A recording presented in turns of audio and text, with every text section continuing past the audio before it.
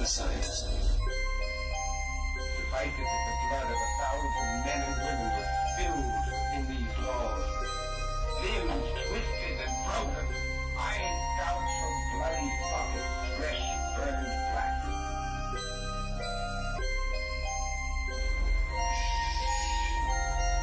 Please. No way for death. In death, there are no accidents, no coincidences, no mishaps, and no escapes. What you have to realize is that we're all just a mouse that a cat has by the tail.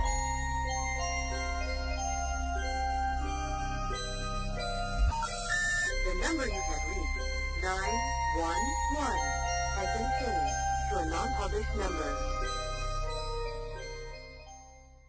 It is Monday, December 11th.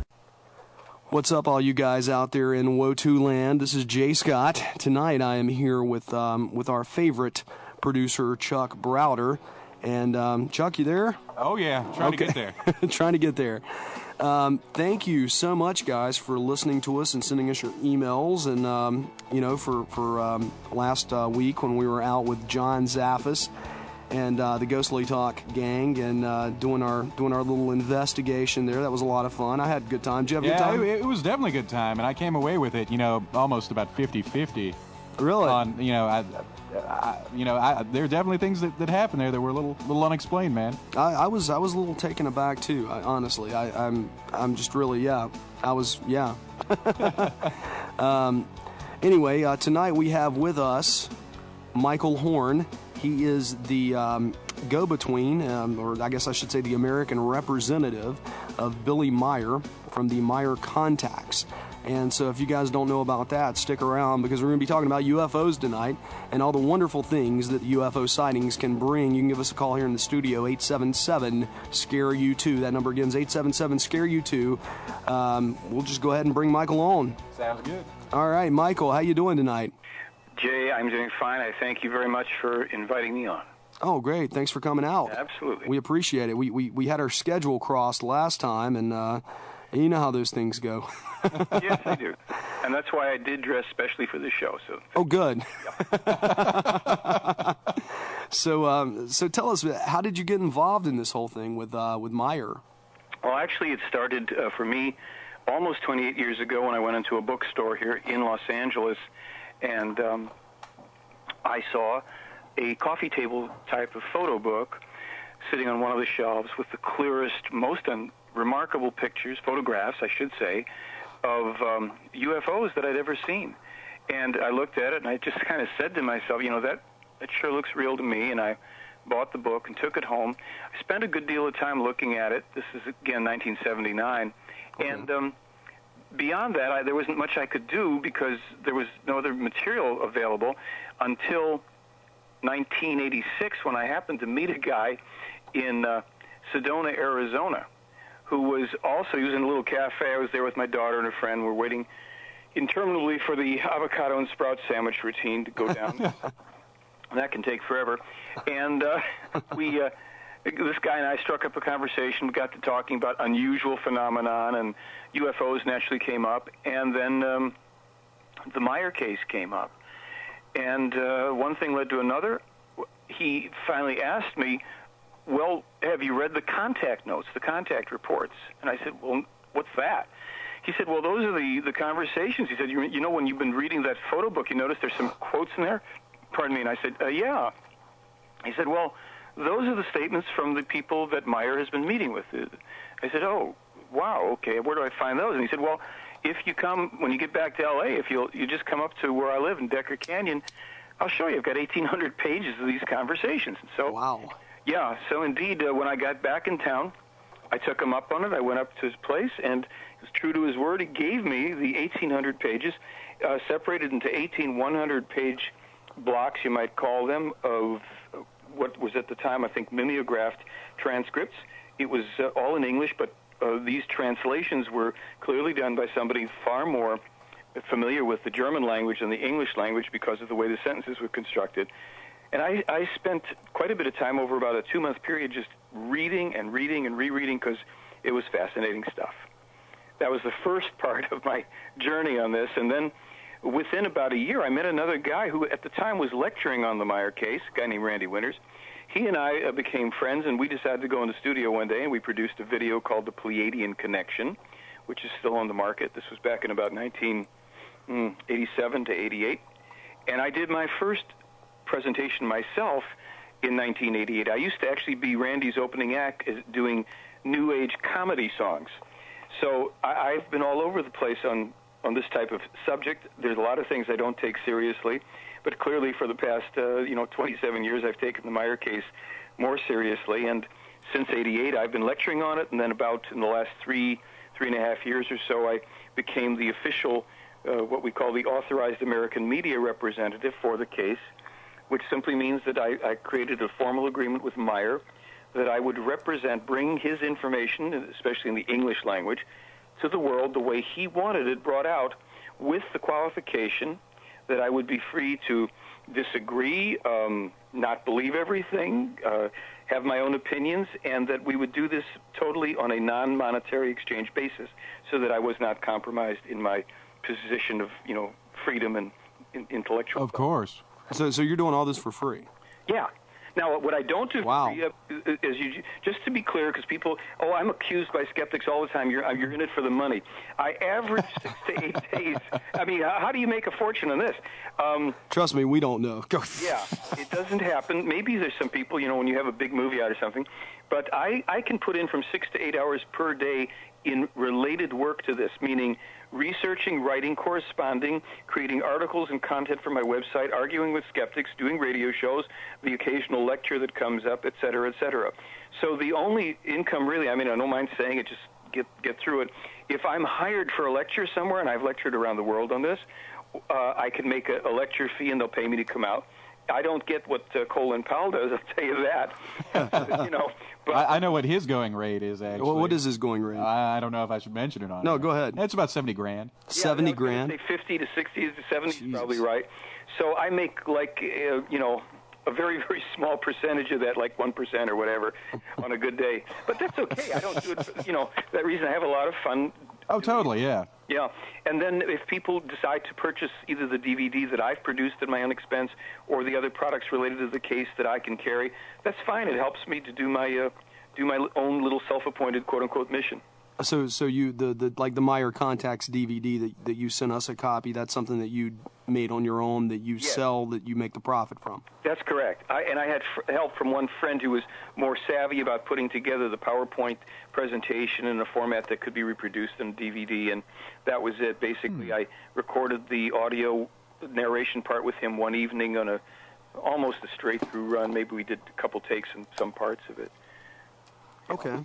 Well, tell me about that New Age music you were doing in the 80s. I'm curious about that, yeah. Well, I'll tell you. We might as well, have a little levity before the band. So I had, I tell the story kind of this way. A friend of mine was dealing in some kind of strange commerce. I was never sure. And he said to me, I'd like you to come with me. I'm going to go on a delivery, and then I'm going to take you to a New Age party. And I said, great. So we drove into this very bad neighborhood, and he had a valise he had to deliver. And we get out of the car. We're walking away from it, and I said to him, hey, aren't you going to lock your car? And he said, no, I don't need to lock my car. I put the light around it. And I said, what? And he says, you have to have a little more grasp of these things.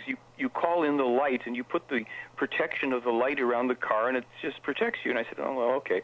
So we went off. We did this little funny delivery, and we came back, and he was right. The light was there, but the car was gone. So it took us a while. The light wouldn't drive us anywhere. So finally we get to this party. We walk in and walk across into this room, and there's a bunch of people and a lot of crystals on tables, and there's a lot of food and sprouts and stuff everywhere. And then at the far distant part of the room, I look over and I see the back of a woman who is clearly very charismatic, golden blonde hair, beautiful outfit, and there's a bunch of people around her. So I said to my buddy, I said, hey, I'll be right back. I want to go over there and meet her. And he says, wait, don't do that. I said, why not? He says, in the New Age, you don't meet women. I said, what are you talking about? They must have met her. He says, no. You have to acknowledge her space. Oh, my God. Yeah. It's a real sensitive thing. And no one has sex in the New Age either, apparently. No. You acknowledge space. So I said, well, okay, I'll go acknowledge some space then. So I sauteed over past the mushrooms and sprouts, and as I reach out to tap her on her shoulder to get her attention, without even being able to touch her, she suddenly pivots around. She looks me square in the eye. She raises her index finger in front of her lips like, shh, you know that thing? Yeah. And she says to me, I just want to tell you that I lead a simultaneous existence as the commander of a spacecraft circling the planet on a fact-finding mission. Within a short period of time, I'll be gone, taken up for the rest of my mission. There'll be no trace of me left on Earth. No one will remember me where I worked, and my apartment will be empty, so I don't want to get involved. Wow. Yeah, so I could take a hint. That's the first time I've ever heard that turned down before. It was pretty good. What happened to washing my hair? I eventually wrote a song about her. Oh, I'll give you the first lyric was, "Darling, you mean so much to me, you and all your entities, but when I want some love and passion, I don't want to share the action with them dead Egyptians or Tibetans, outer space folks trying to get in. I can set your spirit free, so leave your body here with me." Well, anyway, it goes on from there, and I don't want us to get too lighthearted here, but suffice it to say that the song goes on into some interesting realms there, and I had a 12-year period of doing New Age comedy. Oh yeah, it sounds like it. Wow. Yeah. All right, let's go back to the topic at hand then. Yeah. So after you did all this research and you got involved in this, I'm assuming that at some point in time you made phone contact with Billy, or you had a translator that made contact between you two guys. Well, what happened? Actually, it was a little like this. There was what was called a study group going on here in L.A. A small group, never average. It was, I'd say, 3 to 10 people, if you were lucky, who would come together to read the English language translations and publications of the material and discuss it and say, what's this about? And this is interesting, and we would kind of go through stuff. And they were in touch with Billy, and a couple of them were what were called passive members of this group in Switzerland. And what that simply meant was they were people who wanted to participate more directly, that is, to go to Switzerland themselves and attend a meeting there that's held once a year, to spend 3 days with other people from around the world working together and talking, and kind of a fellowship kind of a thing. And it involves, if you become a passive member, for which there's obviously no requirement because 90% or more of the people that know about the Meier case are not involved there, then you have a tithe. Your tithe is 7% of 1 month's salary and 3 days of work in Switzerland, or you send them the equivalent of, 200 Swiss francs or something to just contribute. You get for your money, you get publications and different things. But there is, again, and I emphasize it because a lot of people say, well, this is a cult and the people have to give 7% of their income, and it's not the case. There are people in Switzerland who live and work there, and some are family members as well who are involved as what they call core group members, and they themselves set up a voluntary tithe for themselves to fund their work, because they are a true nonprofit under very strict Swiss law, which does not permit you to do a lot of loopholes. And every year, and I'll come back to how I got there, but every year they open their books and you get to see that whatever they take in, they account for it, and blah blah. Well, I thought to myself, I'd like to meet this guy finally. I'm out there presenting his material on my own, and I think it's time to go and meet them. And I went over and I met Meier, and I met other people around him, and they were just very cordial and very simple, nothing fancy, no guru trip. I was actually very surprised. The meeting, the first meeting was very funny because I went over, I met a guy, and we connected planes in New York, a guy named Mark Campbell, great guy from Texas. And we're walking up towards Billy's house there, and suddenly, I don't know, where Billy just kind of comes bursting through the door carrying some books under the stump of his left arm. He's a one-armed guy, and he's got his keys dangling. He's wearing blue jeans and a work shirt, and he's got his beard and the whole thing. And so Mark, being very gregarious, says, "Billy, I just want to thank you for," and he gets about that far, and Billy simply reaches out his hand and says, "Don't mention it. It's my duty. Thank you," and marches on.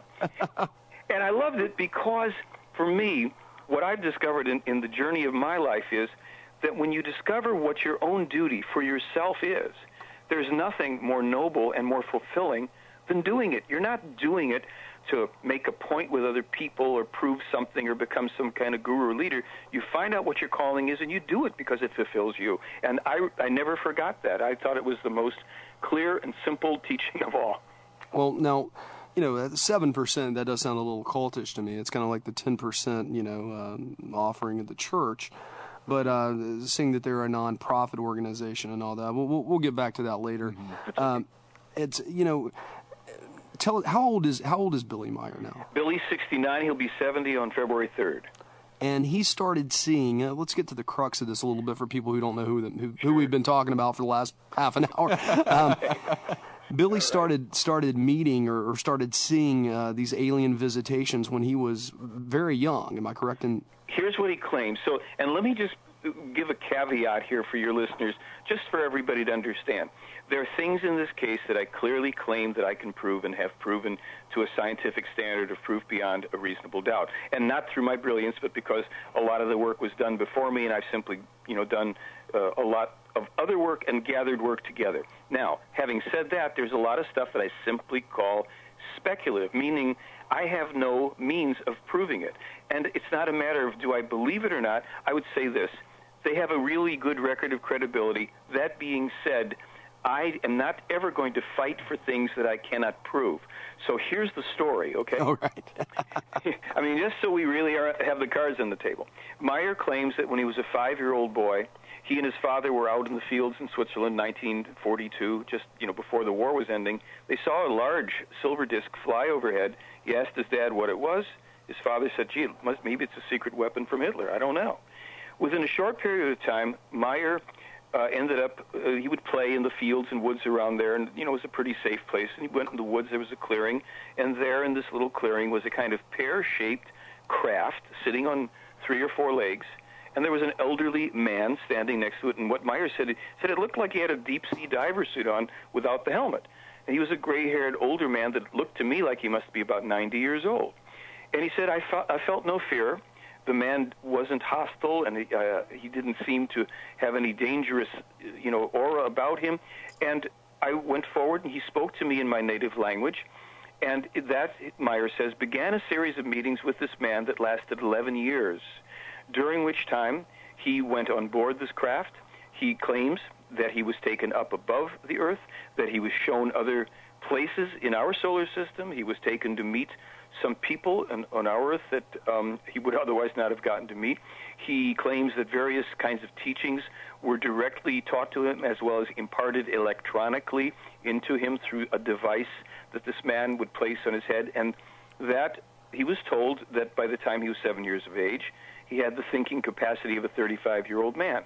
He also was told very early on that his life would be a kind of a ping-pong match between heaven and hell, if you will, that while he would have experiences that no human had ever had, and certainly not for a long, long time, there would be nothing but heartache on many levels. People would despise him, attack him, accuse him of falsifying things. He would have many attempts on his life when he was an older man. He would marry but have an unsuccessful marriage. They said to him, you will always be free to not continue these contacts. You will have to know also that much later in life you're going to lose an arm. You're going to have to learn how to live with one hand. Wow. And this is not going to be a picnic for you, but you will have knowledge and experiences that have not occurred for others. So that's the kind of the beginning of his story. And he had trouble in school. He was beaten, abused. They put him in truancy homes. He became sullen and withdrawn. By the time he was 14 or 15, he joined the French Foreign Legion. And not liking it too much there after a period of time, he actually walked out across the desert and went on his way into other realms. So he went AWOL from? Yes. Okay. As a teenager. He was like 15 or 16 years old. And he recognized at that time that the things that they were going to have him do were going to be violating his own conscience, and that he had made a choice that was not a good choice for him. It was dirty French. Oh, anyway. Well, the calling is there for some, but not for others. Yeah, I understand. No. How did he lose his arm? Is this something that happened? Yeah, it was. As he was reminded 10 years before it occurred that he was going to lose his arm, and they said to him, we are reminding you. This was another contact person, he claims. And they just said, you'll need to deal with this, and it will bring you experiences and knowledge you wouldn't otherwise gain, and you will have to make the most of it. And basically, he said he forgot about it for a long period of time, except he said it turned out that about a month before then, I think he said he was in a beach area in India, and he was observing a family, an Indian family, and the man only had one arm. And at that moment, he recalled the warning, and he thought to himself, I wonder if soon I will, lose my arm. I mean, I wouldn't want to have to deal with that, but... Yeah, no joke. Okay, so then he's in Turkey, and I'll explain more about his travels, because he's been around through 42 countries, basically on foot, hitchhiking and everything. So he's in Turkey, and it's a hot day, gets on a bus, and manages to get a seat near the window where he puts his arm out, and it's a very narrow street, and a truck driven by a very drunk man comes down. Man. Yeah, and they thought he was dead. They threw him in a ditch, actually. Oh, my gosh. 5 hours.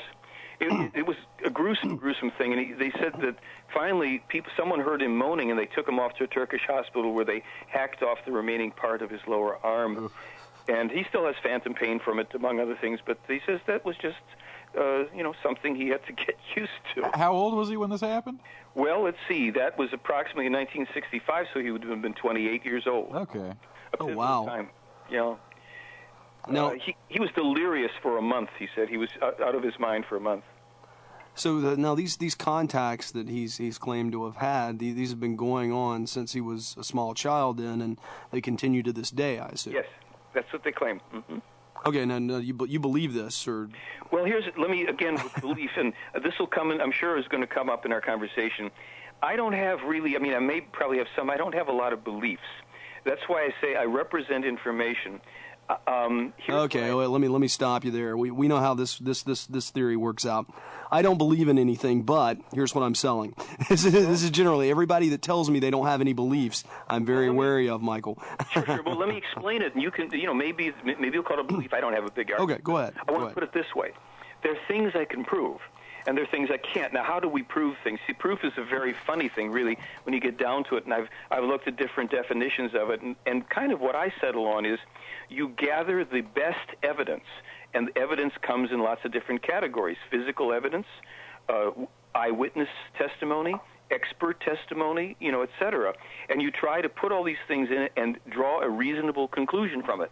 So in the evidence that has led me to accept the reality of the contacts is the following: 6 categories of what remain to this day to be irreproducible physical evidence, 120 eyewitnesses to the ships, 3 eyewitnesses to the extraterrestrials, 5 other photographers, and 55 years worth of specific prophetically accurate information.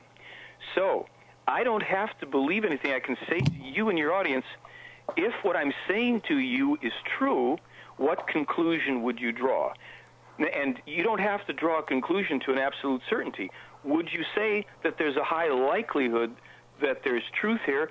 Would you say that there's no likelihood that there's truth here? Or would you say you're still not convinced that it's truthful? That's fine. Any of those are fine with me. So I have accepted the truthfulness, but I don't know that everything in the case is true. There's certain things that I already know are true. So can I say that I know the case is authentic? Yes. And I'm happy to, we have time here, I'm happy to lay out how I know that. Can I tell you that I know that he met with a man when he was 5 years old? I'll say to you, absolutely not.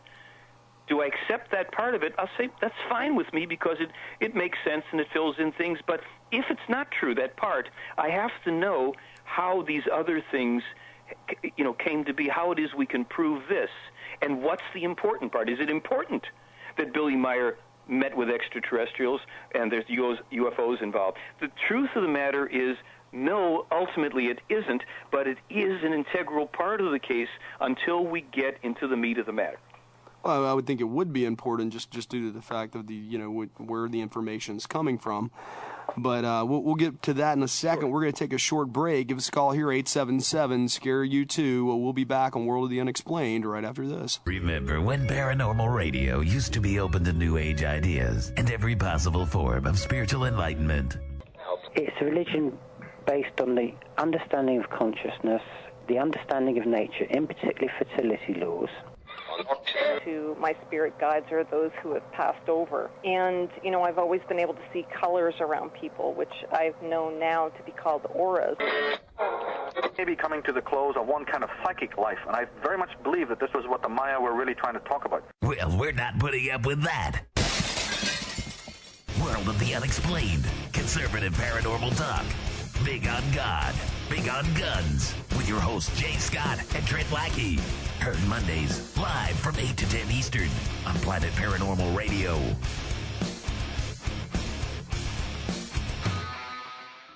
Every Halloween at midnight, the devil simultaneously appears in two places. The high plains of India and a quiet cemetery in Kansas. It's November 2nd, the Day of the Dead. Two federal marshals report to the small town of Shinbone, Kansas, moments after a tornado warning, to transport a prisoner with no past, no identity. He is known only as Sin Jin Smith. Starring Roddy Piper, Richard Tyson, Jonathan Davis, Kevin Gage, Gary Casper, John Philbin, Billy Duffy, Charles Cyphers, and Eileen Dietz. Check out the movie that critics are calling one of 2007's most anticipated horror films by visiting www.sinjinsmith.com. That's www.sin-jinsmyth.com. St. Jin Smith is a Snapkick Productions film, written and directed by Ethan Detmeyer. Coming soon to a theater near you.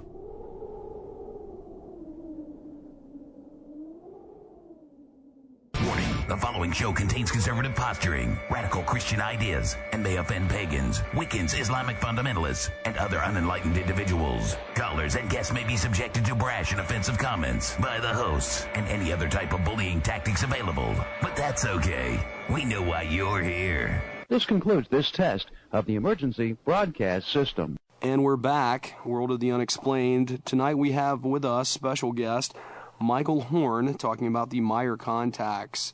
So, Michael, last we were talking about, you don't Scott, know if you didn't can even say I was here. Oh yeah, I'm sorry. Trent's here. Yeah, Trent's here. Everybody. Hey, that was great. Welcome back. You know, I'm gonna go sit in the corner. Okay, yeah, go sit in the corner and stare at the wall. Anyway, do my finger paintings or whatever. So Trent's back. Sorry, y'all can all guys. call in now. Trent's back. No, so yes. Anyway, 877 scare you too. We were talking about the things that you believe in, the things that you know for sure, and some of this stuff comes from these papers that Billy Meier had published, things that were written in these papers that he could not have known otherwise, things that science didn't know at the time that these manifestations made themselves apparent to Billy. Tell us about some of those discoveries that he made, that he published, that later the scientific community became aware of. Sure. Well, if I may, I'll tell you how I first noticed it, and then I'll even tell you some more stuff. But I told you that I was reading these transcripts, and I put them away. I got the transcripts in '86, and I put them away. There was nothing more I could do. I would occasionally pull out, a volume here and there just to read again some interesting things. In 1988, I opened up a local newspaper, and I saw an article.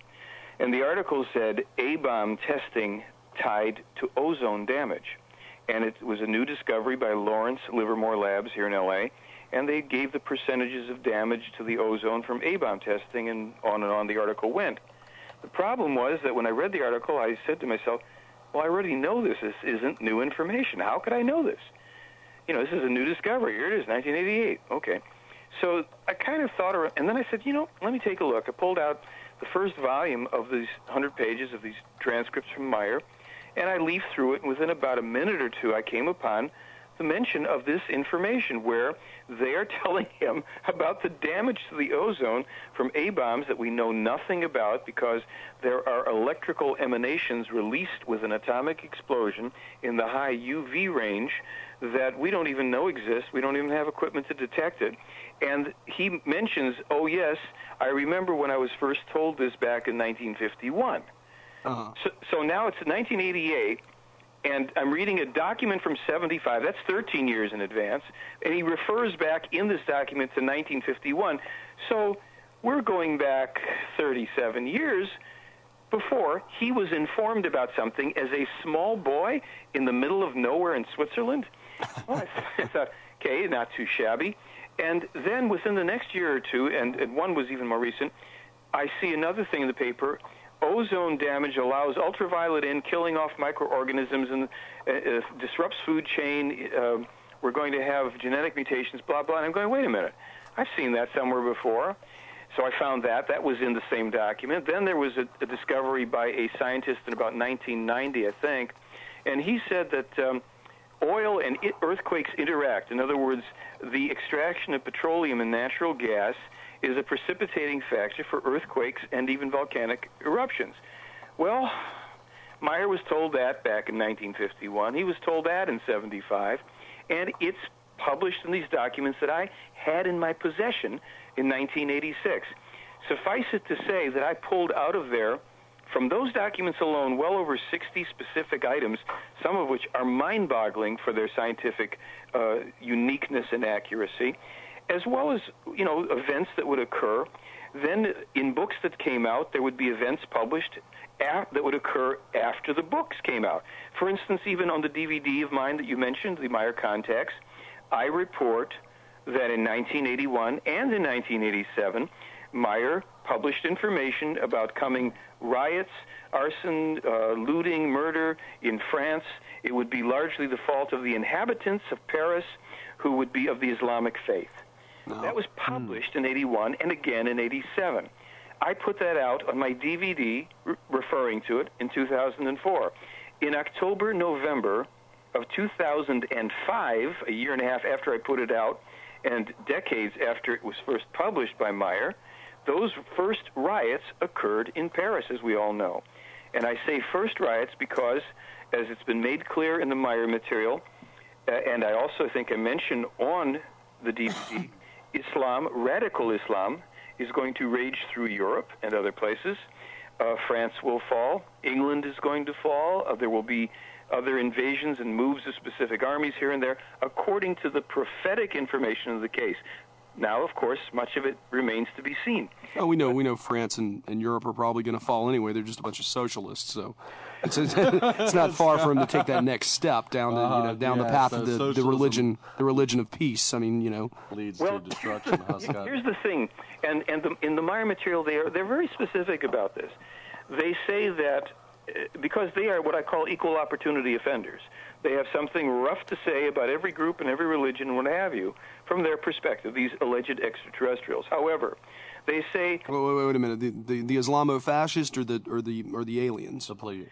Pleiadians. How do you pronounce it? I'm sorry, Michael. No problem. Pleiadian. All right. The alleged Pleiadian extraterrestrials have critical things to say about all groups, all religions, all countries, but very specifically, and there is no secret, they have been for some time saying radical, fundamentalist, fanatical Islam is going to be a huge problem to the world. They also say, so will fundamentalist radical Christianity, so will radical fundamentalist Orthodox Judaism. And they're very specific about it and how and why. So what they also say is, the majority of people that are believers in various religions don't tend to be radical and fanatical. There are those in every religion that are, and unfortunately, and they were telling this to Meier decades ago, during these times that we are in, we will see the upsurge of the fundamentalism from all of the religions coming head-to-head with each other, as well as with the secular, atheistic, secular governments and philosophies and what have you. These are times that in many traditions and religions and all have been foretold as being very rough, and they have likewise, but even more specifically, spelled it out. Okay. Now, what do now I know that some of the predictions that these things have made. Let's just say for a minute that Billy's right, and he's been contacted by aliens. We're going to play devil's advocate here, and that these aliens have told him these things that he could not have known otherwise. Like I said, we talked about the ozone depletion. What else have they told him? Wasn't one of the things something about the rings of Saturn or Oh, yeah. Okay. The rings of Jupiter. The rings of Jupiter, I'm sorry. This one is a rather interesting one to me because it's got a lot of territory that it covers. October 19th, 1978, in the transcripts, Meier is describing being on board a craft with this woman named Semyaze, and he is describing being up close and personal with Jupiter, and he says, well, just as you told me before, I don't know when before was, I guess it was some other place I haven't yet found in the info, he said, Jupiter has rings around it like Saturn. And then he goes on to describe the coloration, the terrain, and different things in Jupiter. And then they're moving on, apparently, and he says, there's the moon Europa, and it appears to be encrusted in ice all around it. Now, that's very interesting. And then he says, oh, there is Io. That must be the moon Io that you told me about, because it's the most volcanically active body in the solar system. The volcanoes there propel the matter out of the volcanoes at speeds up to 250 kilometers per hour, and they're ejecting dust particles and sulfur ions, which are taken up into the rings of Jupiter. That material that doesn't get taken into the ring falls back down onto the surface of this moon, which accounts for a smooth and not crater pockmarked surface. And he goes on and on, right? Yeah. Okay, so there is a book that came out in 1982 by the lead investigator in the case, Wendell Stevens, and in the book he was writing about this information because he says in there, he said, I got this information on Jupiter on March 9th, 1979 from Meier. He handed me the transcript, personally, and I was taking it back to the States. He says it's important to notice that it was not until 4 days before I possessed these transcripts on March 5th that the probe from America got to Jupiter to photograph the rings and to start to record the other information. Now, here's where it becomes even more ironclad. Stevens had published this information, and he says, I took this information back and showed it to Major Rudolph Pestalozzi, retired U.S. Air Force, and O. Richard Norton from the Flandreau Planetarium in Tucson, because while I had the information in here about Jupiter, Meier didn't know, but apparently I got other information I wasn't supposed to have. Now, I'm going to come to that, but let me now go back to Jupiter, if you will, and maybe after this you'll want me to go there. All right. So, on March 12th, 3 days after Stevens has the information in his possession, JPL NASA come out with a press conference to announce the most important discovery of the Voyager mission, and that is that Io is the most volcanically active body in the solar system, as Meier had described it 5 months prior. This is pretty hard stuff for some Swiss farmer to be figuring out, doing that. So, now here's... Got to watch those farmers. Go ahead. Pardon me? Got to watch those farmers. Watch those one-armed farmers are dangerous. They are. So, here's the other part of it from the same transcript. Stevens was involved with two private investigators named Lee and Britt Elders, who are electronic countermeasure specialists. Fortune 500 companies hire them for securing computers and phone lines and everything else. And they're skeptics. They went over to investigate the case of skeptics, and they worked with Wendell. They ended up putting up $100,000 of their own money to pay for the analysis of photographs, to have a model of a UFO built so they could photograph to see if Meier was using models. I mean, 8-year-long investigation, lots of examination. So when they were there, and when Stevens was in the kitchen there, and he asked Billy for the transcript on Jupiter, because Billy was telling him all about Jupiter, and we didn't know about it yet. Yeah. So Billy then said to a woman there, Ava, who subsequently has become his girlfriend, he said, please print out this transcript in English for Wendell, and he'll take it home with him. So she goes off to do that. The phone rings. Billy goes out of the room for a half hour. She comes back, hands him the papers. He says thanks, and he leaves. When he gets home to show the papers to these two other guys, he notices, and they notice, that there are 10 specific predictions in there of events to occur, 3 of which had not yet occurred. And Stevens knew at that moment that he was accidentally given this information by Ava. She didn't pay attention to what she was giving him. She gave him the whole deal, and he wasn't supposed to get it. These were specific like this. Now, this had already just occurred, the Jonestown Massacre. And then there was the Russian invasion of Afghanistan, the Chinese invasion of North Vietnam, the death of the Shah of Iran and the rise to power of the Ayatollah Khomeini, the abdication of the throne by the Queen of Holland, the taking of the Iranian hostages and the taking of the embassy in London by radicals there, the Iran hostage crisis, and maybe one or two more. And Stevens writes about it in this book, and he said, now that these events have come to pass, we can talk about them, but we all saw this and we signed off on it and put it in the safe because we knew that this was not supposed to be told, but there's still another event that hasn't occurred yet. In 1984, after Stevens publishes the book, Indira Gandhi, the Indian Prime Minister, is assassinated, and Stevens comes forward and he says, that was the last one in the document that we saw. So we have a problem here if we're rational people and we say, well, here we've got three credible people that we can vet, and two others in terms of the people that Stevens, had sworn to secrecy on some of this info, and we have his book and his testimony about getting this information, blah, blah, blah, blah. What do you do with that when there's that kind of stuff? And then that's only a small part. Meier also correctly described that there were 29 moons of Saturn in a conversation that we have the transcript of. He thought that there were 16 moons, and one of the extraterrestrials, alleged ones, say to him, no, you haven't been paying a lot of attention. A couple more moons were discovered. However, the actual total number of actual moons is 29, but your scientists are going to make a miscalculation and come up with more moons. And he said, is that because they're going to misidentify some of the Adonis asteroids as moons? And the guy said, well, precisely, because our standard for moons is a certain thing, and they're going to be much looser on that, just like when Meier was told that there were 17 actual moons of Jupiter, as Stevens reports in this book, when there were only 15 or 16 found, and we've come up with more. They said, again, you're going to miscount these other little satellites, which are technically not moons. As early as 1955, or 58, pardon me, Meier published a document that foretold the two planets beyond Pluto. In 1975 or 6, published information on Venus that fell into the hands of the investigators.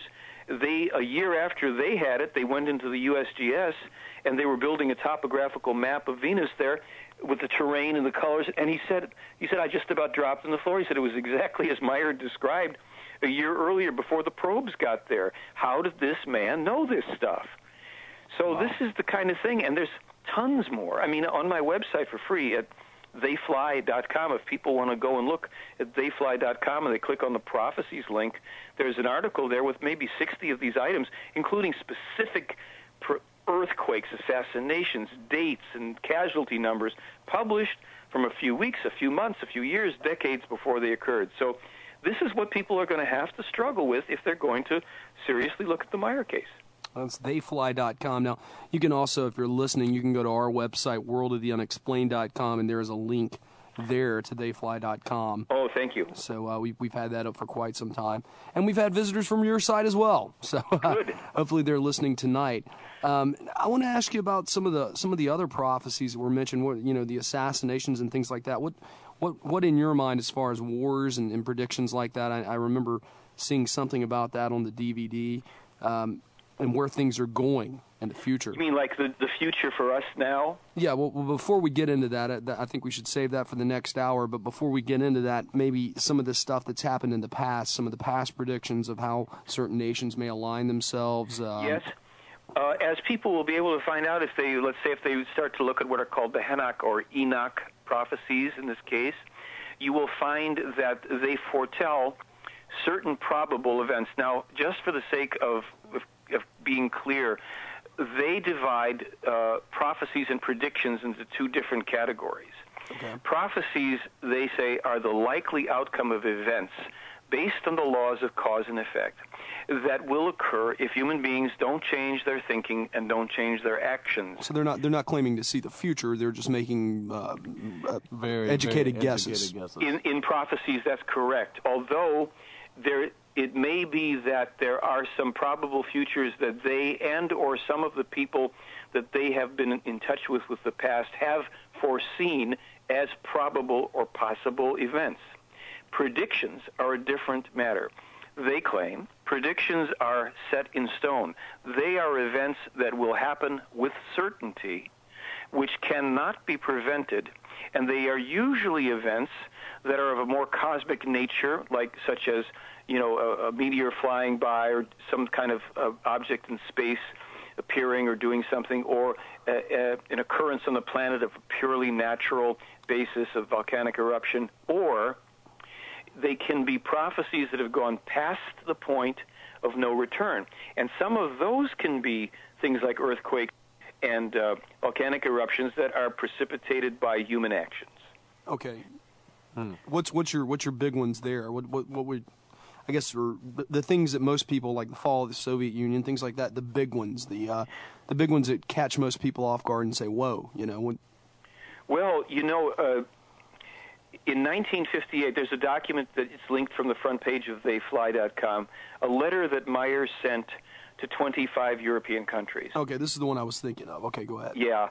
In that letter, there's 30 or so specific items that are listed? Something like that. Yes, and that is that's a rough one, because if you go to that page and you look at those prophecies and you look where they start to be numbered, and you go down to number 6, the latter part of it reads, let's see, in contrast, in Iraq, a war will be led through the United States of America through their country's president. However, this will be without success, for which reason one of his sons, who will likewise be the USA's head of power, will, in the third millennium, unleash a second war in Iraq, which will ultimately lead to an unbelievable disaster and to torturing as well as to mass murder through U.S. armed forces and the rebellious. Now, you can look through this particular document. You will find the foretelling by name of AIDS, of the crystal meth epidemic, of various terrorist situations. And in here, I think it's 87. I don't know. I haven't been there for a while. Let me scroll down with you if you're looking at it. Sure. It was, for our listeners, let's go ahead and tell them where we're at. Here, we're on the front page of your site, theyfly.com. Yes, this is on the 1958 letter that's listed in the headlines there. There is, I'm trying to find exactly where, here, 85. Organized murder and terror commandos will live secretly in cities worldwide and plan and carry out deadly attacks in order to kill thousands of people and produce unimagined destruction. That says to me, terrorist cells, Al-Qaeda, what have you. You can go back up through this. You're going to find out that they're very harsh about the policies of our country.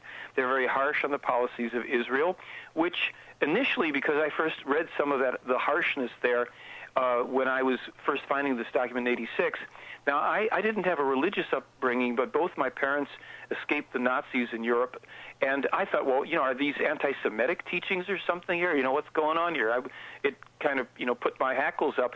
And then I read not only his material, but a few years later I got into reading the Old Testament, and I realized from my own thinking, no, this isn't anti-Semitic. This is people giving information that if we're smart enough, we can avoid some pretty major destruction. I don't know if we're smart enough. Now, just to jump back for a second, because as I was scrolling back up, if you go to 23, okay, because of unrestricted prostitution in about 25 years from 1958, an already embryonic deadly epidemic will develop worldwide that will be named AIDS and will finally cost several 100 million human lives. And this is the 1958 letter. 58, he wrote this and sent it to 25 European countries. So it's documented. He sent it to these countries in 1958. Yes, I mean, it may be hard to prove, that if they don't admit to receiving it and stuff, and he has a faded copy. But here's what I say to people about it. I say, in this document, you probably will find things that seem strange and haven't occurred yet. I suggest we keep our eyes on this document and on our world, and if you start to see things occurring that are foretold in here happening after this was published, or even after you've read it, for instance, here's number 83, and it will be that the fanatical Islamists' bloody revenge on the distant descendants of the Christians for the earlier crucifixions by the Christians will come into being when they accomplish their deadly and destructive acts through irrepressible terror all over the world. Now, that's not cheering for Islam that's telling us. But they, at the same time, in '84, here's the equal opportunity offender. Threatening thunder will crack over the earth, and deaths in their thousands will rage when the criminal national powers of the USA release war into the wide world, and when Israel's national forces spread just the same terror, murder, death, and corruption as the Palestinians themselves, from whom uncountable suicide bombers will go all over the world, all variety, et cetera, et cetera. Now, here's what happens when, because some people, if they read something that criticizes Israel, they start getting angry. If they read the thing about criticizing Christians, they get angry. Criticizing America, they get angry. There's criticism in here of Russia, of China. Everybody gets angry. Well, see, what I finally my conclusion on this is this. They are trying to assist us, and they don't care about our diplomacy, our feelings, what we like or don't like. This is the way they see it, and this is the way they tell it. If we can show that they are wrong, more power to us. If they're right, then whatever we like or don't like, we better get about straightening it out so we do not fulfill the worst of these foreseen prophecies. And we're going to talk more about those prophecies and what's coming, according to the Pleiadians, after we take a short break. We'll be back on World of the Unexplained right after this. Roswell, UFOs, flying saucers, alien abduction. Are we alone? Information regarding this and many other questions about the unknown are only a click away at www.theufostore.com. The UFOstore.com offers hundreds of DVDs about UFOs, aliens, crop circles, conspiracies, Bigfoot, suppressed science, ancient mysteries, and the latest DVD releases like Dan Aykroyd Unplugged on UFOs and the Alien Files 5-DVD set. The UFOstore.com also offers the book Roswell, It Really Happened by Jesse Marcel, one of the last survivors of the Roswell UFO crash that examined the spacecraft wreckage in 1947, revealing its hidden secrets. Log on to www.theufostore.com and request a free UFO Store catalog. To receive a free catalog by mail, call 541-523-2630. That's 541-523-2630. The UFOstore.com, the largest selection of UFO products on the internet. Remember when paranormal radio used to be open to New Age ideas and every possible form of spiritual enlightenment? It's a religion based on the understanding of consciousness, the understanding of nature, in particular fertility laws. To my spirit guides are those who have passed over. And, you know, I've always been able to see colors around people, which I've known now to be called auras. Maybe coming to the close of one kind of psychic life, and I very much believe that this was what the Maya were really trying to talk about. Well, we're not putting up with that. World of the Unexplained. Conservative paranormal talk. Big on God. Big on guns. With your hosts Jay Scott and Trent Lackey. Heard Mondays live from 8 to 10 Eastern on Planet Paranormal Radio.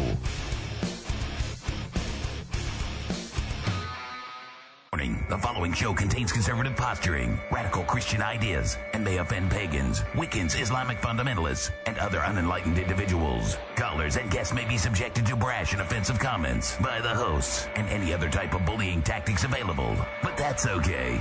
We know why you're here. This concludes this test of the emergency broadcast system.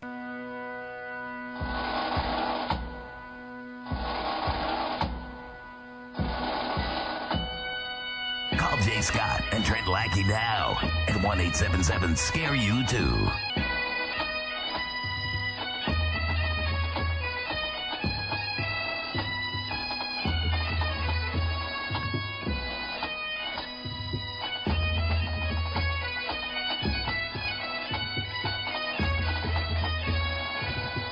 And we're back on World of the Unexplained.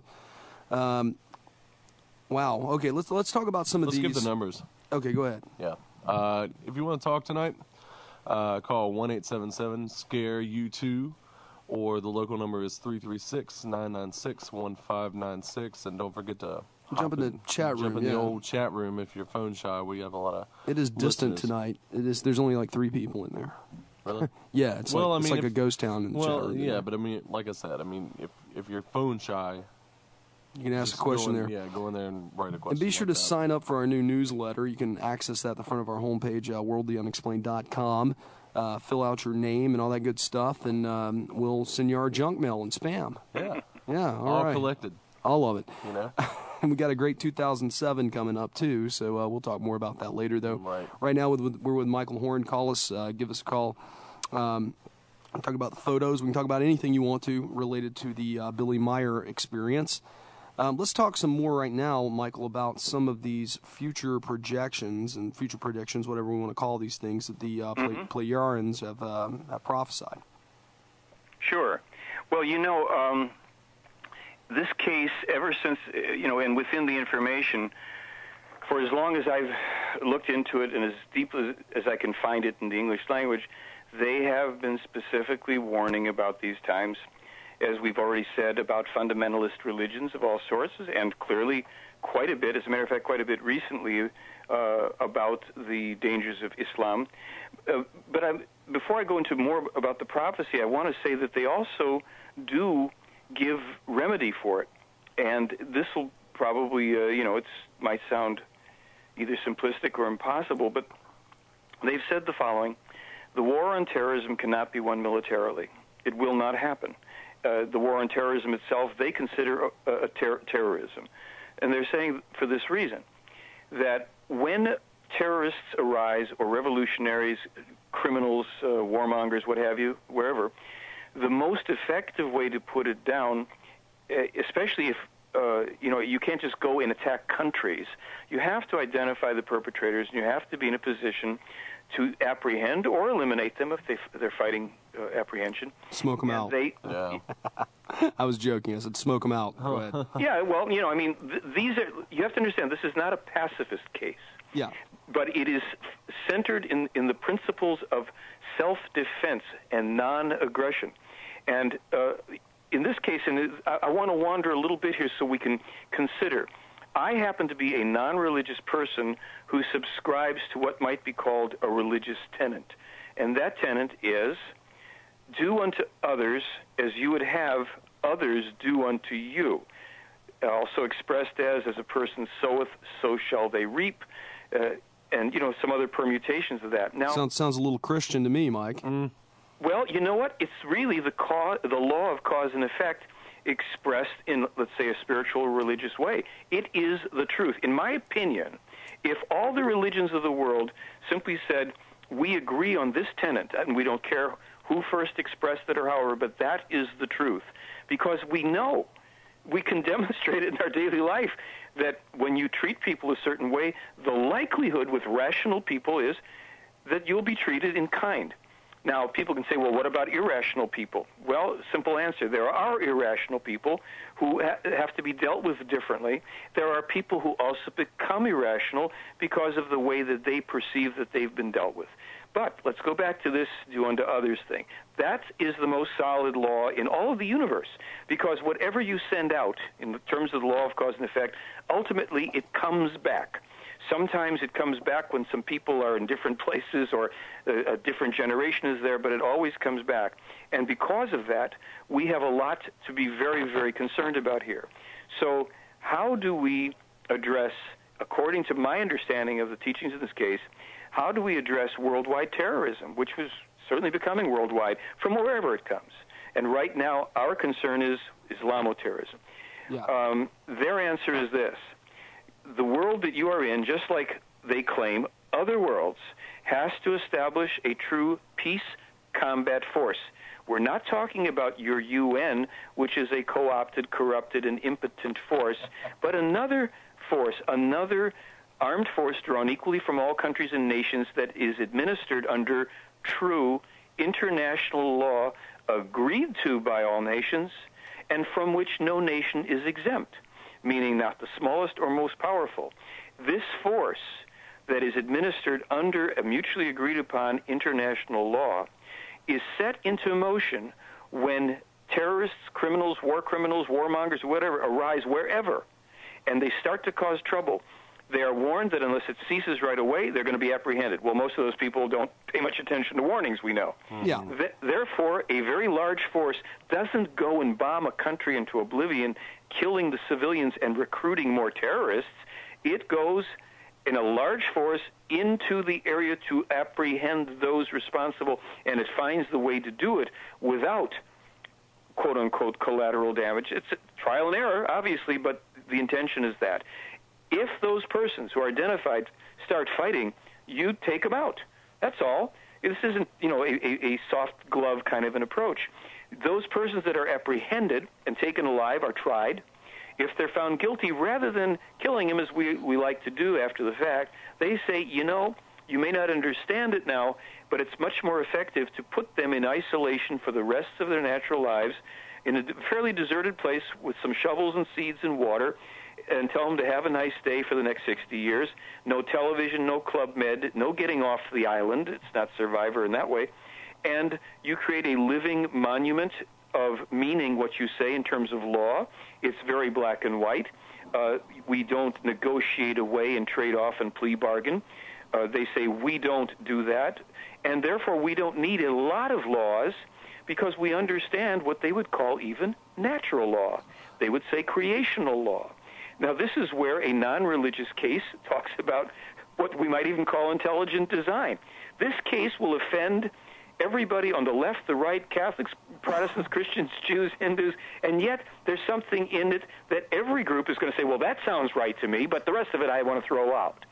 You see what I'm saying? Yeah. Yes. So this is a case, and you might say a teaching or whatever you want to call it, that appeals to reason. It is non-political. There is no negotiating on the basis of advantage anywhere in these teachings. So my take on it as a non-political person is politics as we know it is advantage-oriented. Well, we'll build this road for you, but you got to give us these jobs over here. Well, is the road the right thing to have or not? If it's the right thing to have, then the road gets built. We'll deal with the other thing about the jobs or anything. I'm just using it as an example. See, we trade off. If we discover what true eternal principles are, such as do unto others, we got that one. We all agree on that one. Certainly you and I agree on that. Oh, yeah. You're not going to compromise that principle. Why would we? If we discover other truly universal principles of truth that don't create partisanship, then we may disagree on how to get there, but we don't trade off for personal advantage. And that's the difference, one of them, in the teachings in this case over all other things that I'm familiar with. No, one of the situations that I can see happening if we consider a international peace force, like as you call it, in order for this to happen, the inherent sovereignty of individual nations is going to have to be diminished somewhat. I mean, we're talking about, okay, there's a terrorist in Uganda or something. Well, the Ugandan border is not going to be as solid. It's going to have to be very porous. In fact, all borders and all nations are going to have to be people are going to have to be able to be transported without any sort of political red tape and so on and so forth. I mean, how in the world are you going? Is this going to happen? The sovereignty of individual nations. Let me try to answer it as best I can from my understanding and thinking about it. They are very clear when they have spoken about this. As a matter of fact, they speak about countries because if it's if they're really real people and they're talking about their worlds, they've gone through certain levels of development with isolated states and different things. For instance here, and I'm going to come right back to this point, they say illegal immigration always brings great trouble with it. Now they don't. Amen, brother. Go ahead. they don't say it from a racist point of view. They say this. Here's the facts. See, I'm not saying it from a racist point of view either. No. I'm addressing people that have attacked me and this case for having a racist perspective on it. Okay. So, and I'm not saying you do. No. Here's what they say. They say, look, whenever a country, they recognize that we have countries, they say when a country or nation has built itself up to a certain level economically, etc., and another country sees that and wants the benefits of that, but they are in a lesser developed place, it is their obligation to their own homeland and their own people to take responsibility to lift themselves up to those levels to attain and acquire the economic and educational things. There is nothing wrong with them studying the systems that have brought that about. They can, if they invite in people from a successful country, economic teachers, whatever, to teach them how to do it. But it is wrong It is morally and ethically wrong for people to simply flee for economic, not for political or religious persecution. You are allowed to flee and get yourself to a safe haven. Economically, no, because you will not learn how to solve the problems in your own country. You will drain the resources of the country you're in. You will create schisms and strife that can lead to even to wars. They have predicted 2 civil wars for the United States. And when I first read that in '86, I laughed. I don't laugh about it anymore. And I think illegal immigration is one of the unfortunate things that will precipitate it. And I will also say that I live in Southern California, and truly I've worked in every imaginable field. I've worked in car washes and restaurants and hotels and you name it. And I've worked side by side with people that were illegal or legal from Mexico primarily and other countries. And here's my truth on it. So many of them were lovely, sweet, and relatively innocent people. There are many that aren't. Oh, yeah. But that is not the point, how nice people are. You have, right? You got to have principles. Yeah. So the best thing you can do is to have strong principles, strong borders, and to go now to your question about how do you have an international peace force in sovereign state world. Well, that is a difficult thing, but we're going to see now, as Islam goes on the march and as we perhaps don't learn our own lesson, and instead of coming home and taking care of our own concerns here, we try to now extend and attack other countries yet or whatever, we're going to see that the sovereign state thing isn't just the issue. It is the unmanageableness of all of this. Now, there's always a chance that when you try a noble idea, let's just say for the moment, it'll be really nice to have a true international peace combat force. Well, you run the risk of a quote-unquote new world order, one world government dictatorship. And they have even said that we run this risk. Meier published years ago, watch out for biochipping. He said the deep space platform satellites have been in place for a long time with capabilities your populace knows nothing about. They would link to a supercomputer in Brussels, and people will innocuously at first be encouraged to take a chip, and you will lose your freedom worldwide. And so this is why people have such a hard time with the Meier case. Well, wait a minute. There are a bunch of crazy one-worlders. No, they're warning you against it. Well, what about a peace combat force? They're trying to tell us that ultimately, because of where we are historically, we are going to get to a point, we're either going to go past the point of no return where it'll be too late to even bring these things under control, and we'll be in a third world war which will virtually wipe out 3/4 of humanity, or we will bite the bullet and say, look, we may not have a perfect form for this, but we do need to create order in this world. We cannot have these people, whoever they are, even if it's us sometimes. And you know what? There's nothing, when you look down on the earth from above, there's nothing stamped on any country that says only good guys or only bad guys. There are policies that have been enacted by governments of ours in the past that you and I may not know anything about, and I did research, that we should be ashamed of because we're human beings here. We have to say, okay, we've got the most noble ideals and all the rest. Great. Let's empower those, and let's acknowledge where our mistakes are and not be in denial and say, wait a minute, this doesn't work. It's bringing us grief. If we bring gratuitous grief for others and when we're turning the world against us, maybe something's not right there. How do we straighten this out before we lose?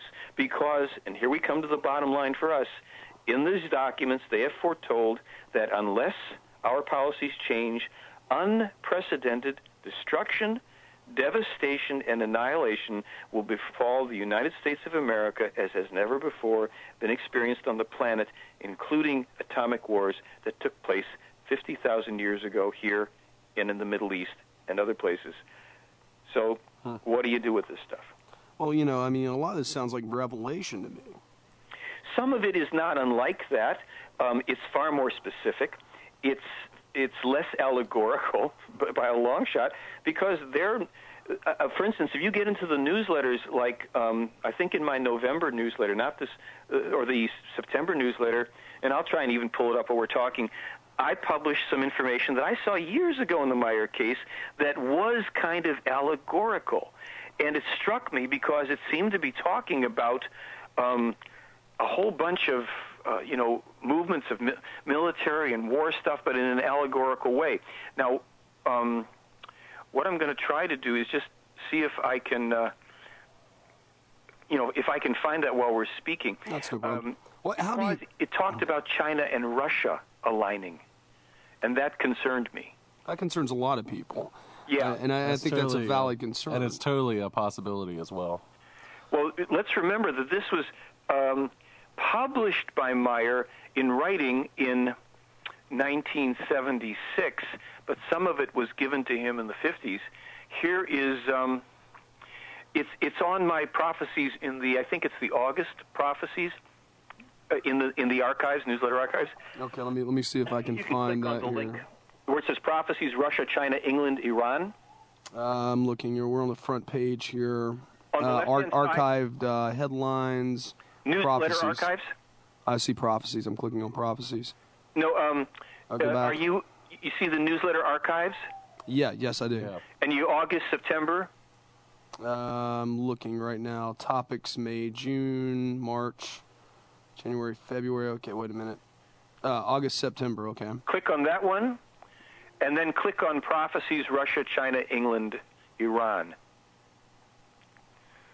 Okay, I'm looking for that now. I think I just opened the newsletter. Okay. Oh, okay. I see. I see what you're talking Now, about. if you click on that, down in you can see several large paragraphs in that prophecy. The first one says, "A shaking is the island kingdom up in the north in the Atlantic pond." Yeah, I see that now. That I think is about the fall of England. It says, "The crown shaketh as evil reward for works and doings of the cult religion, but also politics plays a role which destroy the good island home. The crown falls and breaks it. It is all over. The House of Windsor has wrote." That's clearly about England, right? Yeah, obviously. Right. Okay, you go down several paragraphs and you see, "Mighty swells the chest of the wolf. Danger. Watch for the red sickle dagger. The red hammer already begins to fall in equal measure to the yellow dragon claws, which from the east hurry to tear up the world and to tear mankind into a bloodbath."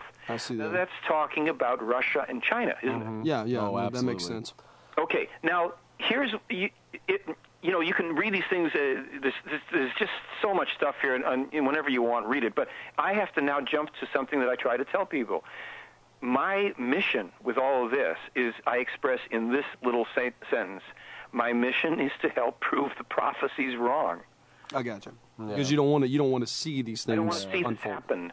I don't think any rational person, no matter what their political or religious beliefs are, wants to see this happen. Now, when you go through all the newsletters, the articles, the prophecies, the predictions, and you realize that the source for this, published by a single one-armed man in Switzerland living in a village with 16 little homes, upon whom there have been 21 attempts upon his life, and he has photographs of UFOs. We can always get into that if you think. I don't care. I mean, I can defend that easy. Yeah, we were looking at that earlier. Go ahead, though.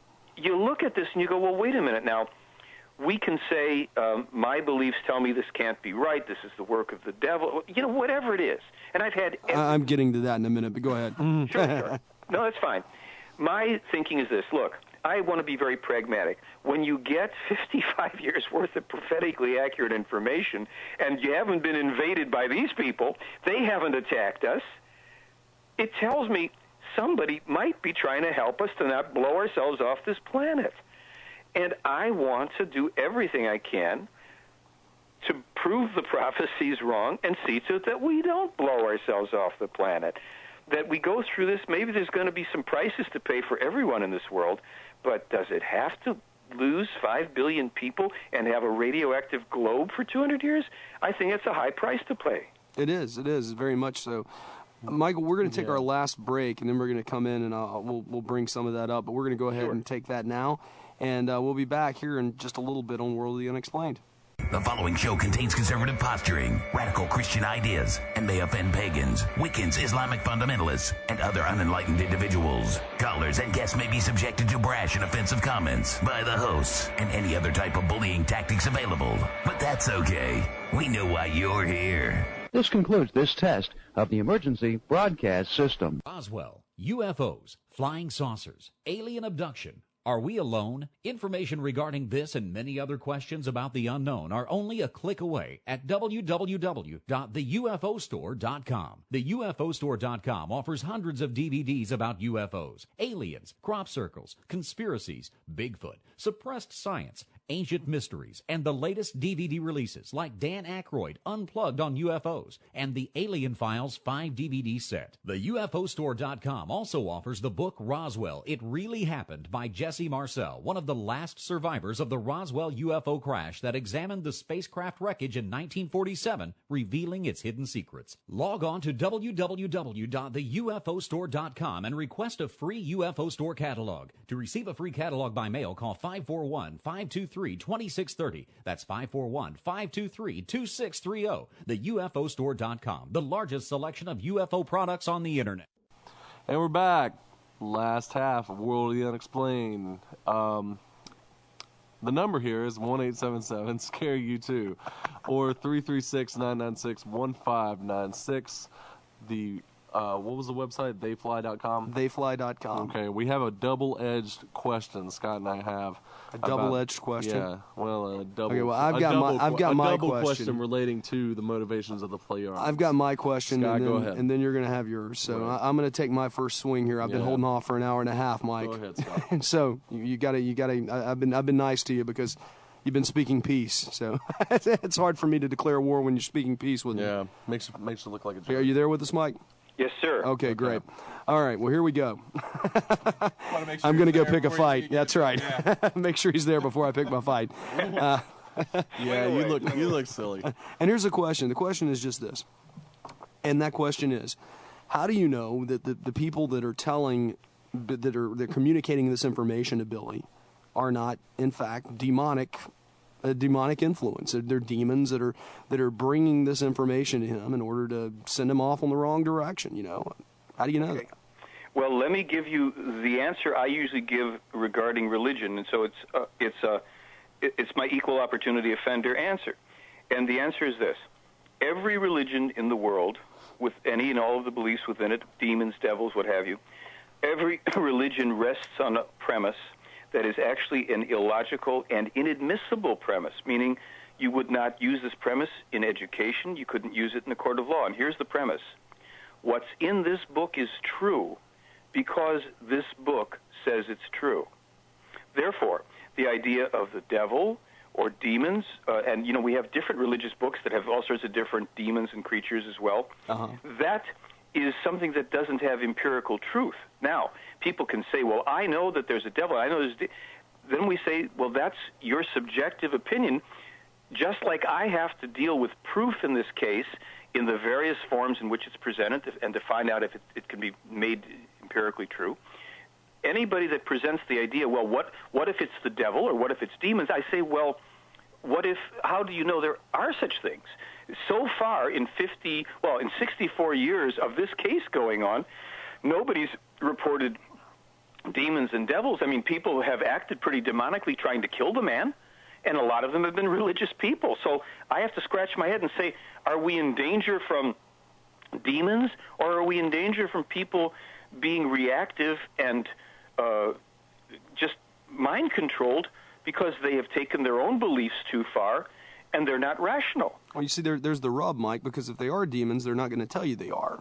Well, but you see, the concept of demons, like I go out... No, I understand what you're saying, the concept and the proof, relevant proof factor, but, then you have somebody that says, well, I can prove that this book's been correct because I can look at these prophecies. You have your prophecies that you can say, that you can go down the list and say, well, here was the prophecy and here was the outcome. Well, you can do the same thing with the Old Testament.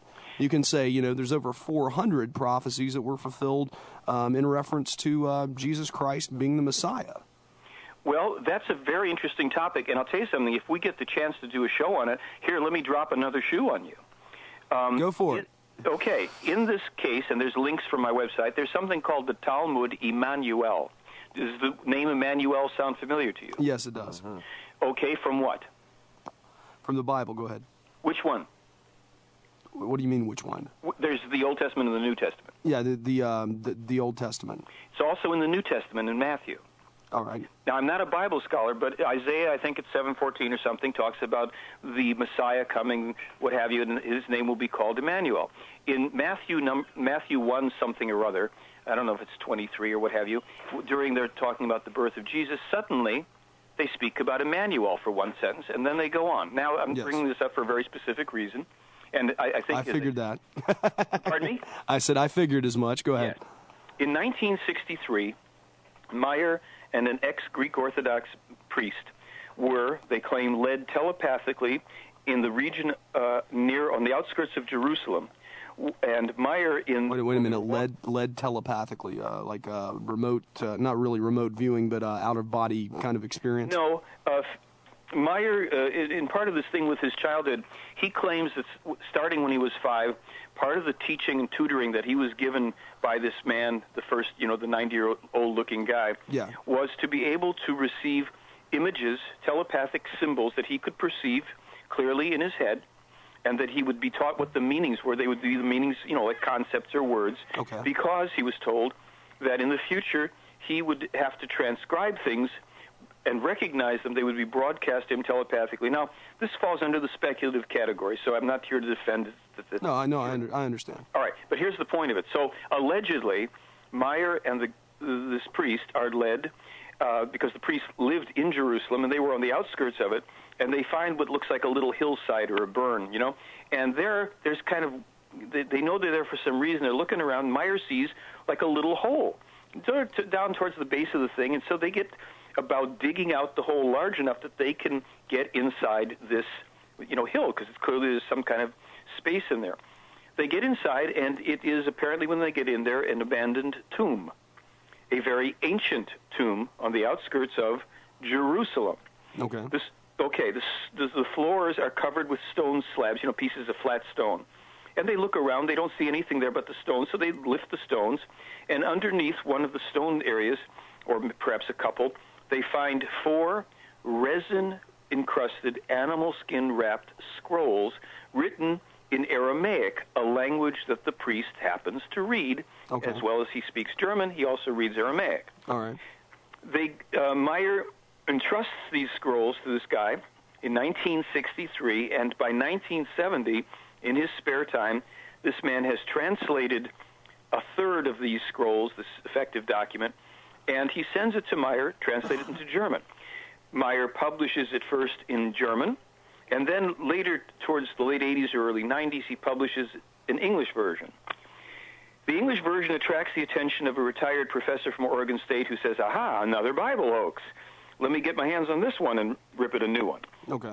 So for a year and a half, he goes over it and researches it, and then he publishes his findings in a book called Celestial Teachings, and he says, I now, after looking at this and studying it and cross-referencing every passage in Matthew with it, I think that this is the original document on which the book of Matthew was based and not the other way around.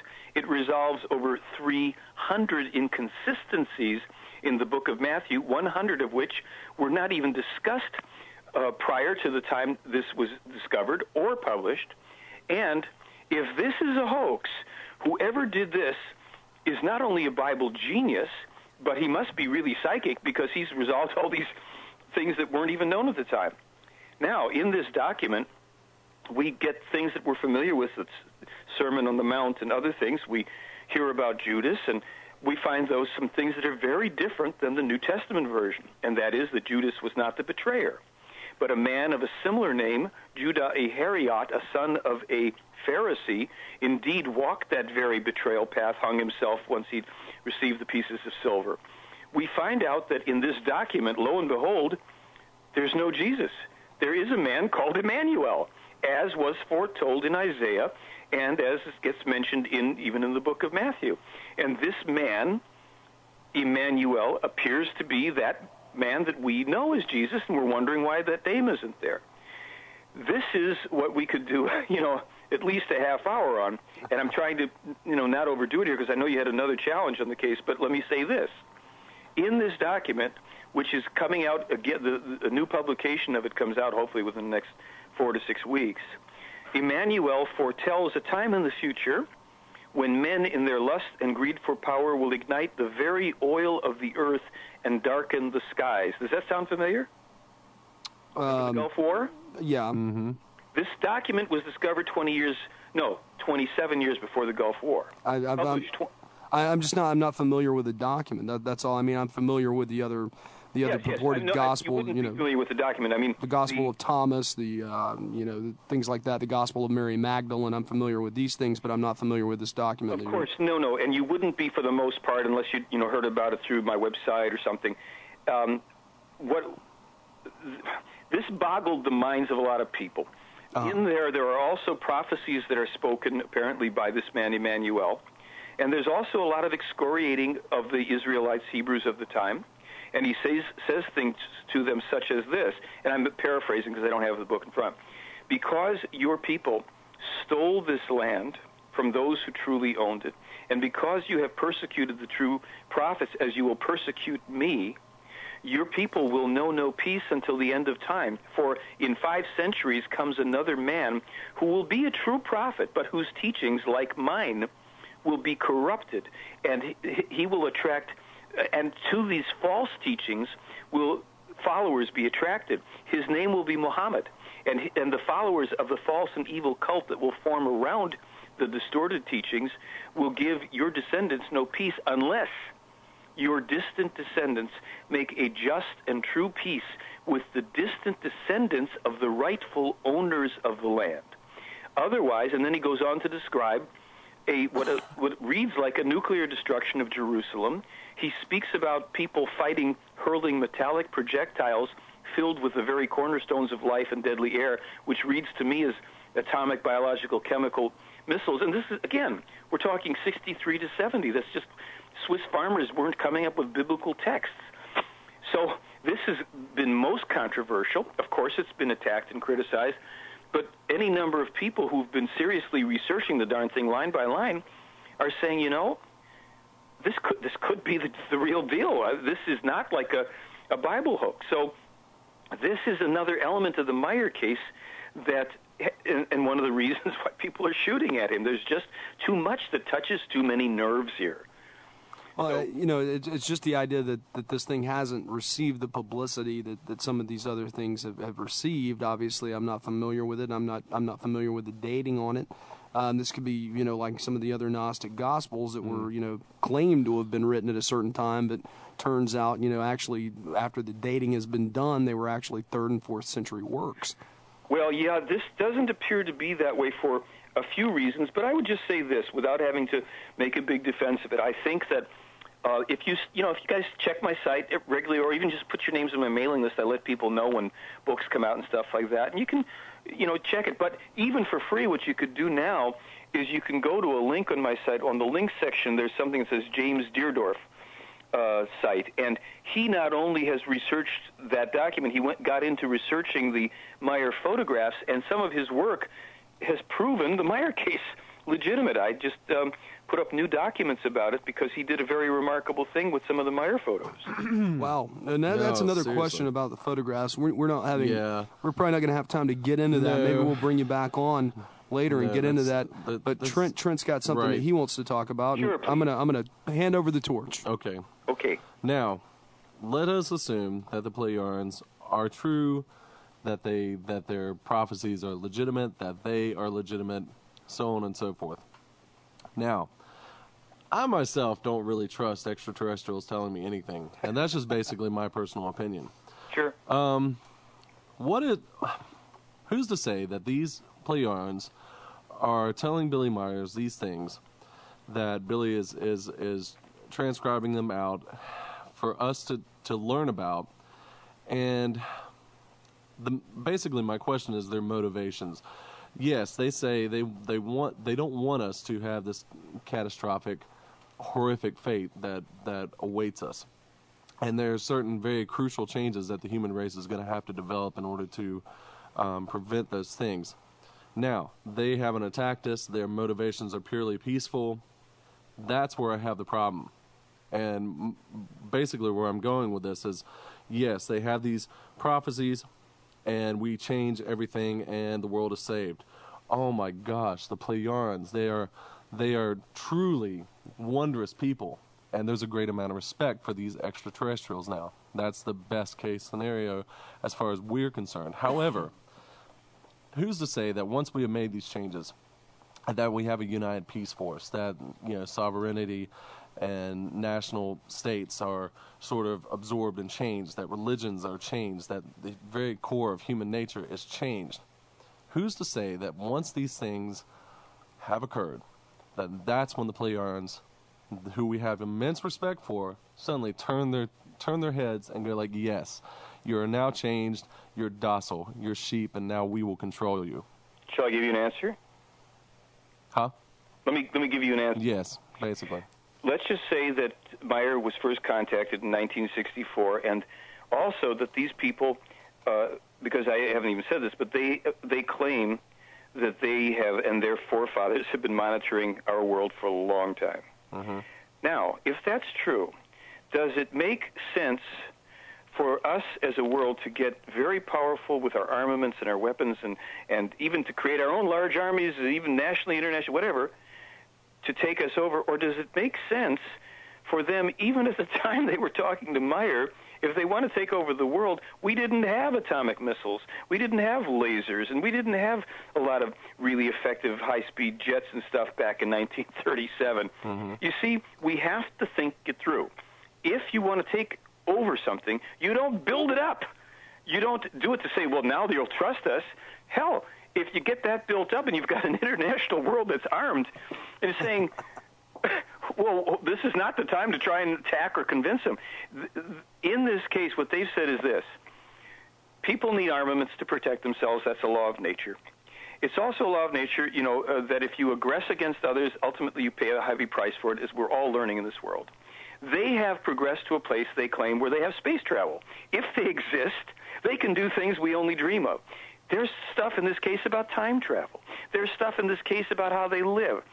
If we looked in on how these people live, rather than worrying about them taking us over, we'd probably go quasi-suicidal about how dumb we've been living in aggression and war with each other for 10,000 years instead of attaining freedom and abundance and the ability to travel, at least in space, and explore this universe and all of its wonders and become longer lived. These people claim to live 12 to 1,500 years, and they said, look, the reason you don't is because genetic manipulations were done on your own forefathers eons ago, which you still carry, and your scientists will have to undo those manipulations that have decreased your lifespan and increased your aggression, because your distant forefathers, some of them were bred to be warriors for another race.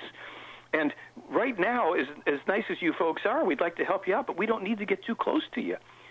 There's nothing in it for us to come down. As a matter of fact, in the case, what they've said is in 1995, they withdrew the 3 bases that they claimed they had on the planet. They maintained their contacts with Meier.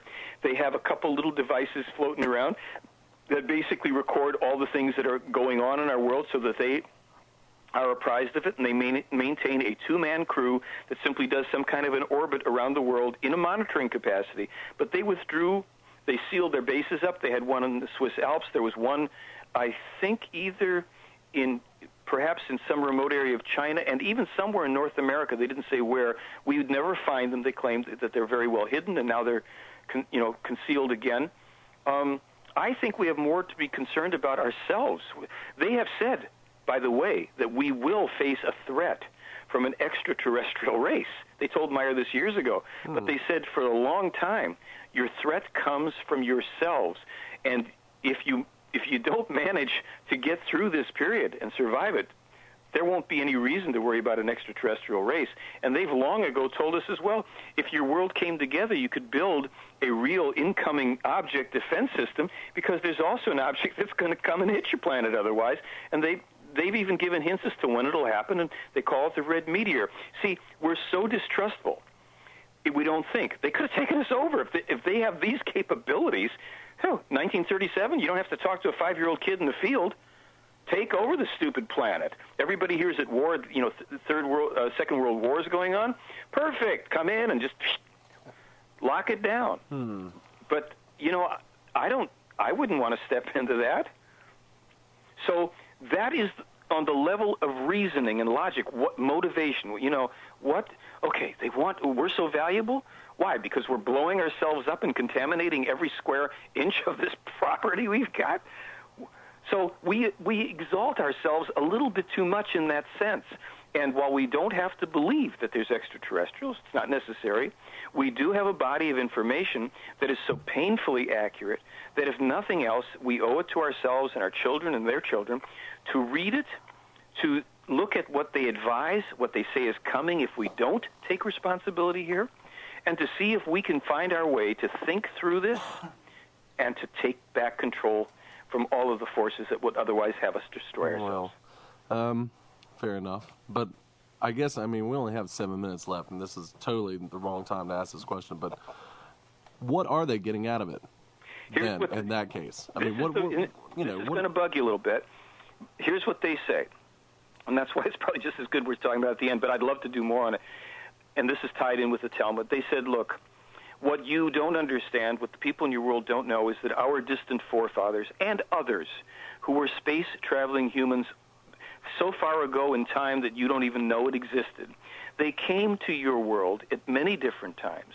And some of them came several thousand years ago and represented themselves as God, as your gods, as the creators in your holy books, in your Old Testament, your New Testament, the Bhagavad Gita, all over the place, because these were people coming into a relatively primitive world where no one had seen a flashlight or a bicycle, and they're coming in these craft, the photographs of which are there, and we can, in the next show, if you want to, we can discuss that. And let's face it, somebody descends from the sky. Up until now, we thought the sun was the creator of all things, and somebody says, I am your creator, I am your Lord, what have you. And we are cellularly, at this point, pretty well programmed in different levels to have our beliefs based on religions that they claim were originated. And they also say, because their forefathers were these players, that they have a self-obligation to help us without involving directly to straighten out what they see is a very bad mess that has come about because of all the diverse religions, each of which thinks, of course, it's the only one true one. And there is information in this case, because Myers asked him, do you believe in God? What do you have? What's your... And they've answered all of these things, and they've posed some very interesting points of view. Now, I'm not here to, throw hatchets at people's belief system. I'm simply telling you what's in the case. But we are, Michael. Go ahead. Okay. I know that the effect of it is, in many cases, there are people that get angry about it. Other people say, okay, fine, this guy's got that wacky opinion, and who cares? And that's fine. I would have to presume one thing. We are interested in truth, you guys and I. If we don't get to truth in life, on every level of life, we're wasting our time. This can be a painful process. Even though I didn't have a big religious upbringing, this has not been the easiest stuff for me to read. I can imagine. This is challenging, and this is the reason, in my mind, why these people are distant from us, why they don't voluntarily let themselves be seen by a lot of people. And yes, they have been seen by people, and there's some funny stories about it. But this is why we don't want to become your gods again, and we don't want people to go nuts and crazy. We don't want to be attacked or worshipped. We are human beings. We're pretty far more advanced than you in many ways, but we're not perfect. And there are beings that are more advanced than we are. We know of 42 million human races in this universe with 343 different skin colors. What does that do to your beliefs? Oh, geez. We got problems here. So that's why I'm saying, it's a lot. as I said in the beginning, I can prove some things. Other things are speculative. But if we take it upon ourselves, be a good devil's advocate, be a critical thinker, and you go into it, I guarantee you, no matter what your beliefs or lack of them, you will become uncomfortable with something or other. And you have to figure it out for yourself. Is there truth here? Is it trying to help us, or is it trying to hurt us? Well, Michael, we appreciate you coming on the show. My pleasure, guys. You've been really, considering what you said to me, Jay. I've actually been calm tonight. These guys can attest to that. Yeah, Scott is I've just been calm tonight. You caught me on a weird night. He's been sitting on his rocking chair. You're going to warm up for the next one, I know. Yeah. Well, we're going to definitely have you back in 2007, Absolutely. and I'll contact you about that later, Michael. Thank you so much for coming on the show. Pleasure. Will you be archiving the show so I can tell people it's up? Yes, we will, and I will shoot you an email within the next couple days. Love it. And thank you, guys. You've been very gracious. All right, thank you. Thank you. Same to you. Bye-bye. And that was Michael Horn. That was good. We've got 2 minutes left. That's and really, really cool, though. I mean, I've got to make some. There's just way too much, too much stuff that we didn't really. I've got to make some announcements here. Okay, announce. The announcements is Announce this. what? Go to announce what? Go to the front. Funny. Go to the front page of our website, worldoftheunexplained.com, and sign up if you haven't already for the World 2 newsletter that Trent is going to entitle it. Notes from, yeah, I like it. Go ahead. Notes from the Underworld. Notes from the Underworld. Mainly because I'm a big Dostoevsky fan, and Cool. Like So Trent's going to take over that aspect of it probably. But we're going to start putting out a newsletter once we get enough people signed up for it. We just put up the link, so all you have to do is fill in your email address and answer a few questions. Like I think 2 or 3, and they're really easy one-word answers. Whatever. Yes. What's no. your favorite color? Yeah, blue. No. What's the capital of Mongolia?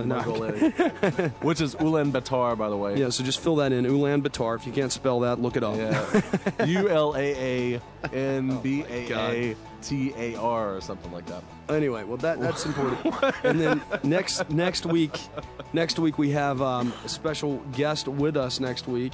And that is Dr. Darrell Bach. He's coming to talk about the Gnostic texts. Oh, that's cool. Yeah, it's very cool. He's been on a lot of programs. Are we talking about the text they found in Nag Hammadi? Yes, we are talking about the text they found in Nag Hammadi. Yeah. It's a very good book. Yeah. Very scholarly. I didn't know anything about that. No, I knew you did. But I do. And we're going to be talking about those. Augustine. We're going to disprove the Da Vinci Code theories and the all those other weirdo Gnostic practices and beliefs. We're going to just shoot them out of the water because that's what we do here. Going to shoot that one down too? I don't know what that is. Anyway, so but if it's bad, we're going to shoot it down. So that's what we're here to do. So. What, we're shoot down? We're here to shoot down the heretics. That's what we're here to do. So okay, 15th level paladin. That's right. With your holy avenger. And hopefully we're gonna have. We want to thank our. Well, we're not gonna thank our. System shock. We've got some new affiliates up there on our front page as well. Check those guys out. We're going to mention them later. Fox FM's one of them. I want you guys to check that out. But we're also going to be adding hopefully another one, and I'll be able to announce that. 2007 is wrapping up great so far. It looks like we're coming along. I think we're booked till April. We'll be in our year 1 then. Yes, our broadcast year 1. We were informed that it was actually we're in year 0. Yeah, Doug from Ghostly Talk told us we were in year 0 because, until you finish. But yeah, we've decided. Chuck and I have. We haven't told you about it yet, Trent. Of course not, because you don't tell me anything until we just talked about it today. Oh, Trent, by the way, we think you ought to wear a funny hat during the show. Really? Yeah. Well, we just talked about it today. We thought maybe for the Christmas episode, since we don't have any episodes coming up this year after this will be our last live episode next week with Dr. Darrell Bach. But we were thinking about doing a pre-record where us three just sit around and kind of talk about the first year and the highlights of it. And kind of the best of, like one of those, clip shows. Sappy TV. You know what I'm saying? Where it's like, oh, you remember the time when blah, blah, blah. Yeah, I thought about that. Ours is not going to be that homosexual, though. Oh, wow. Ours is just going to be us talking about it, though. We won't actually bring out clips, unless you guys want to bring out clips. Yeah, and then we can bring out. I figure people have already heard most of it, though. That's true. Wow, that was unexpected. Yeah. We're going over. Yeah, that's okay, because we can. Because now I'm actually, here, for like the first 30 minutes I wasn't here. I know. But now I am. Now you popped in. Well, anyway, I guess we should get out of here. But anyway, guys, it's been fun. Join us next week, because we need your support. Thanks for your support. This is Jay Scott. It's Jay Scott, your only JD DJ on the Planet Paranormal Radio Network. And this is Trent Lackey. We're coming to you from Kernersville, North Carolina. You can finally say that again. Aren't you happy about that? That's true. Go ahead. We should be on Kernersville. I'm sorry. We're coming to you from Kernersville, North Carolina, a small town where we talk about big things. Chuck? We out!